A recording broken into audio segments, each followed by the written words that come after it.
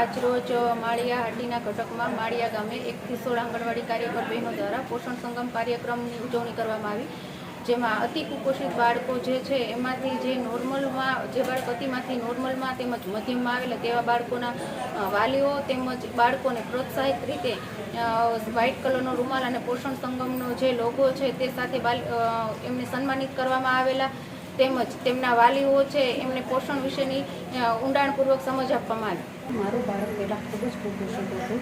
ત્યારબાદ અમારી નજીક આવેલી આંગણવાડી કેન્દ્ર માળિયા 9 એના વર્કર બેને અમને પોષણ સંગમ કાર્યક્રમ વિશે સમજ આપી અને ડૉક્ટર દ્વારા તપાસ પણ કરાવવામાં આવી અને મારા બાળક માટે બાલશક્તિના પેકેટ પણ આપ્યા અને બાલશક્તિમાંથી બનતી વિવિધ વાનગીઓ પણ શીખવાડી અને મારા બાળકને એ વાનગીઓ ખવડાવવાથી મારા બાળકનો વિકાસ ખૂબ સારો થયો અને એનું વજન પણ વધી ગયું છે. હું આંગણવાડી કેન્દ્રથી જે બાલશક્તિ આપે છે ને એમાંથી જે મારું બાળક પહેલાં કુપોષિત હતું, અત્યારે એમાંથી પોષણ લઈ લઈને પોષણ થઈ ગયું છે.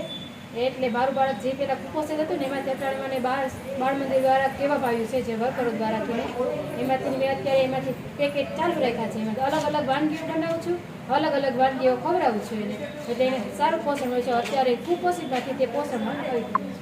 મારા બાળકનો વજન પહેલાં ખૂબ ઓછો હતો. આંગણવાડી વર્કર બેન દ્વારા મને બધું બાલશક્તિ પાવડર વિશે બધું સમજાવવામાં આવ્યું, વિવિધ વાનગી કેવી રીતે બનાવવી એ બધું શીખવવામાં આવ્યું, જેનાથી જે બનાવ્યું મારા બાળકને ખવડાવું છું અને અત્યારે મારા બાળકનો વજન ખૂબ વધ્યો છે અને બસ બાલશક્તિ પાવડરથી ઘણો ફાયદો થાય છે, બાળકનો ઘણો વિકાસ થાય છે અને એનાથી બાળકને ખૂબ સારું પોષણ મળે છે.